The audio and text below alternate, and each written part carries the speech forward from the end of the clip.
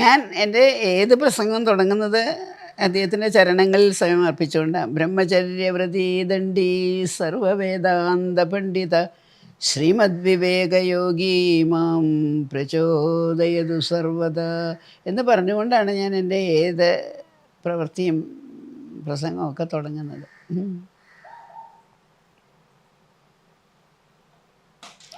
എഴുത്തും പല രൂപത്തിലും വിവേകാനന്ദ സ്വാമി വിശ്വഭാനുവായിട്ട്, വിശ്വബന്ധുവായിട്ട്, വിശ്വഗുരുവായിട്ട് അങ്ങനെ സങ്കല്പിച്ചിട്ട് എഴുതിയിട്ടുണ്ട്. വിവേകാനന്ദ സ്വാമിയെ ഒരു വിളക്കുകാരനായിട്ട് പറയാൻ എന്താണ്, വിളക്കുകാരനായിട്ട്, പക്ഷിപിടുത്തക്കാരനായിട്ട് അങ്ങനെയൊക്കെ സങ്കല്പിച്ച് എഴുതിയിട്ടുണ്ട്. വലിയൊരു ശില്പിയായിട്ട്. എന്താണെന്ന് വെച്ചാൽ അദ്ദേഹം ആ പാറമേൽ നിന്നിട്ട് ഭാരതത്തിനെ നോക്കുമ്പോൾ ആ ഭാരതം ഒരു ശിലയായിട്ടാണ് കാണുന്നത്. അതിലത്തെ ശില്പങ്ങളൊക്കെ പോയിക്കണു. ഇത്ര മനോഹരമായിരിക്കുന്ന ആ ഭാരതീയ തത്വചിന്തയിലത്തെ അത് മുഴുവനും നഷ്ടപ്പെട്ടു കഴിഞ്ഞു. വെറുമൊരു ഇതായിട്ടാണ് നിൽക്കുന്നത്. പിന്നെ അദ്ദേഹമാണ് അമേരിക്കയിൽ പോയിട്ട് തിരിച്ച് വന്നിട്ട് ആദ്യം കൊത്തി കർമ്മയോഗത്തിനെയും രാജയോഗത്തിനെയും മറ്റേ യോഗത്തിനെയൊക്കെ എടുത്ത് വീണ്ടും അതിനൊരു ശില്പമാക്കി മാറ്റി. ഇന്നിപ്പോൾ അത് ശില്പമാക്കി മാറ്റിക്കൊണ്ടാണ് എല്ലാവർക്കും വരാനും ഇവിടെ വരണം എന്നൊക്കെയുള്ള ആഗ്രഹം തുടങ്ങിയത് അല്ലേ. യോഗയുടെ പ്രാധാന്യം, കർമ്മയോഗത്തിൻ്റെ പ്രാധാന്യം, ജ്ഞാനയോഗത്തിൻ്റെ ഒക്കെ എടുത്ത് കാണിച്ചത് അദ്ദേഹമല്ലേ. ഷിക്കാഗോ പാർലമെൻറ്റിന് അദ്ദേഹം നിന്ന് പ്രസംഗിക്കുന്ന സമയത്ത് കൂടെ 10-30 പേരിരിക്കുന്നുണ്ട്. ഞാൻ പറഞ്ഞു അവരുടെ കയ്യിലൊക്കെ ഓരോ കൂടുണ്ട്. ആ കൂടിൻ്റെ ഉള്ളിലൊക്കെ ഓരോ പക്ഷികളുണ്ട്. അപ്പോൾ ഓരോരുത്തരും പ്രസംഗിക്കുമ്പോൾ അവരുടെ കൂടോട് കൂടിയിട്ട് ആ പക്ഷികളെ എടുത്ത് കാണിച്ചു. എൻ്റെ പക്ഷി എന്തൊരു ഭംഗിയാണ് കണ്ടു, അതിൻ്റെ തുവലിന് എന്തൊരു ഭംഗിയാണ്, അതിന് നല്ലപോലെ പറക്കാൻ കഴിയും, അത് പറഞ്ഞു കഴിഞ്ഞാൽ നേരിട്ട് സ്വർഗത്തിലേക്ക് പോകും എന്നൊക്കെ പറഞ്ഞിട്ട് ഓരോരുത്തരും പ്രസംഗിച്ചു. വിവേകാനന്ദ സ്വാമി വന്നപ്പോൾ എന്ത് ആ കൂടുകളൊക്കെ തുറന്നു വെച്ചു, പക്ഷികളോടൊക്കെ പൊക്കണം. ഏകം സത്വിപ്രാ ബഹുധാ വദന്തി, അതാണ് സത്യം. നിങ്ങൾ ഈ കൂട്ടിലിട്ട് വെച്ചിട്ട് ഇതാണ് സത്യം എന്ന് പറഞ്ഞുകൊണ്ടിരിക്കുമോ, അവറ്റയൊക്കെ ചത്തുപോകുള്ളൂ.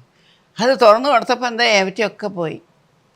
അതാണ് അദ്ദേഹം ചെയ്തത്. അവിടെ ചെന്നിട്ട് ഷിക്കാഗോ പാർലമെൻറ്റിൽ ചെയ്തത് അതാണ്. നിങ്ങൾ കൂടുകളിലിട്ട് വെക്കരുത്. സത്യം എന്ന് പറയുന്നത് കൂട്ടിൽ വെക്കാനുള്ളതല്ല, അത് പരമാത്മാവാണ്. നമുക്ക് എല്ലാവർക്കും ഒരേമാതിരി ആദരിക്കാനും അനുഭവിക്കാനും അനുഭൂതി ഉൾക്കൊള്ളാനും കഴിയുന്ന പരമമായ സത്യമാണെന്ന് എടുത്ത് കാണിച്ചില്ലേ. ഒരു വിളക്കുകാരനായിട്ട് ചിലപ്പോൾ സങ്കല്പിക്കും ഞാൻ. ഞങ്ങളുടെയൊക്കെ കുട്ടിക്കാലത്ത് റോഡിലൊന്നും ഇലക്ട്രിക് ലാമ്പൊന്നുമില്ല. ഒരു ഇരുമ്പ് കാലുമ്പോൾ ഒരു ചിമ്മിനി ഉണ്ടാവും. അപ്പോൾ വൈകുന്നേരം ഒരു മുനിസിപ്പൽ വർക്കറായിരിക്കണം അയാൾ എന്ന് വിചാരിക്കണം. ഒരു കോണി ഉണ്ടാവും അയാളുടെ കയ്യിൽ, ഒരു എണ്ണപ്പാത്രം ഉണ്ടാവും, ഒരു ചെറിയ പാത്രത്തിൽ ഒരു ലൈറ്റഡ് തിരി ഉണ്ടാവും. അപ്പോൾ അയാളത് ആ കോണി അവിടെ വെച്ച് ആ ചിമ്മിനിയൊക്കെ തുടച്ച് വൃത്തിയാക്കി ഇത്തിരി മണ്ണെണ്ണ ഒഴിച്ച് അത് കത്തിച്ച് വെച്ചിട്ട് പോകും അടുത്തതിലേക്ക്.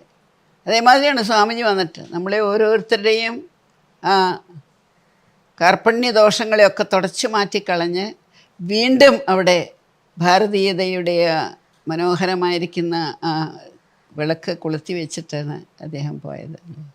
അങ്ങനെയൊക്കെ ഇങ്ങനെ ധ്യാനിക്കുന്ന സമയത്ത് പല രൂപങ്ങളൊക്കെ വരും. അതൊക്കെ ഇങ്ങനെ എഴുതിണ്ടാക്കും. വിശ്വഭാനുവാണ് അദ്ദേഹം.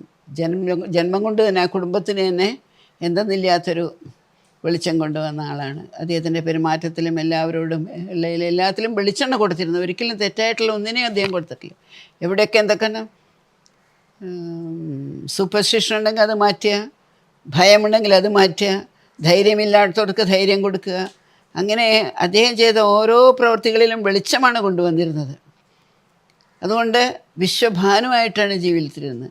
അത് കഴിഞ്ഞ് ഷിക്കാഗോ പാർലമെൻറ്റിൽ പോയി സിസ്റ്റേഴ്സ് ആൻഡ് ബ്രദേഴ്സ് അമേരിക്ക എന്ന് വിളിച്ചതോട് കൂടിയിട്ട് വിശ്വബന്ധുവായിട്ട് മാറി. അദ്ദേഹത്തിന് എല്ലാവരും ജാതി മതഭേദമന്യേ എല്ലാവരും അദ്ദേഹത്തിൻ്റെ ബന്ധുക്കളായിട്ട് മാറ്റാനായിട്ട് കഴിഞ്ഞു.